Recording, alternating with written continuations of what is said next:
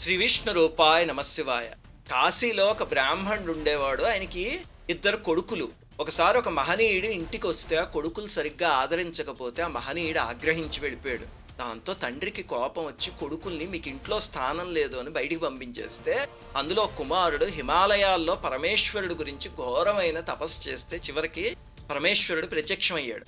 మా తండ్రి ఇంట్లోంచి వెళ్ళగొట్టాడు, నాకు కైలాసంలో స్థానం ఇవ్వు అని అడిగితే, శరీరం వదిలేశాక నా లోకంలో నివసిస్తావు అని శివుడు వరం ఇచ్చాడు. ఆ యువకుడు అందగాడు, శివానుగ్రహంతో వెలిగిపోయేవాడు. ఆ తర్వాత గురువు దగ్గర వేదాధ్యయనం చేస్తుంటే ఒక రాజకుమారి చూసి మోహించింది. అప్పుడు వాళ్ళిద్దరూ కలవాలనుకున్నారు. ఎక్కడ కలవాలి అంటే ఒక పుష్పాన్ని దంతానికి తాకించి పుష్పదంతం అనే చోట కలవాలి అని ఒక సైగ చేసుకున్నారు. ఆ రకంగా పుష్పదంతుడయ్యాడు. ఆమెను వివాహం చేసుకున్నాడు. మరణానంతరం కూడా పుష్పదంతుడనే గంధర్వుడయ్యాడు. హాయిగా కైలాసంలో ఉండేవాడు. అతనికి ఒక బలహీనత ఉండేది. ఏమిటంటే ఏదైనా తోటలో పువ్వులు కనిపిస్తే దొంగతనంగా కోసేవాడు. పూర్వం ద్రవిడ దేశంలో ఒక రాజు ఉండేవాడు. ఆయన మహాశివభక్తుడు. తన తపశ్శక్తితో భూలోకంలో దొరకని దేవతా పుష్పాలు ఎన్నిటిలో తన తోటలో పూయిస్తూ రోజు శివ పూజ చేసుకునేవాడు.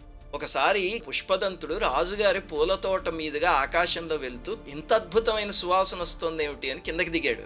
అక్కడ ఆ పువ్వులు చూసి అందరూ నిద్రించే సమయానికి ఆ వనంలోకి అదృశ్య రూపంలో వచ్చి ఆ పువ్వులన్నీ కోసుకెళ్ళి పూజ చేసుకోవడం మొదలుపెట్టాడు. ఇలా కొన్ని రోజులు జరిగింది.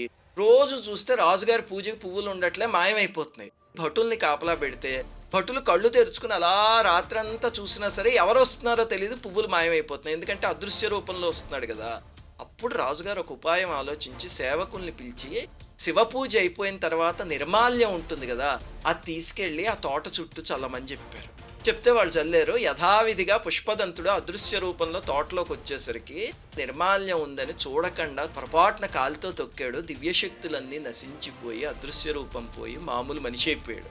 అప్పుడు సైనికులు వచ్చి బంధించి కారాగారంలో పెట్టి కఠిన శిక్ష విధించారు. అప్పుడు పశ్చాత్తాపంతో, అయ్యో నేను కైలాసంలో ఉండేవాడిని, ఈ చిన్న దొంగతనం అనే బలహీనత వల్ల అక్కడి నుంచి ఎంతకి జారిపోయానే అని బాధతో పరమేశ్వరుడి మీద స్తుతి చేశాడు. 31 శ్లోకాల స్తుతి. దాన్నే శివమహిమ్న స్తుతి అంటారు.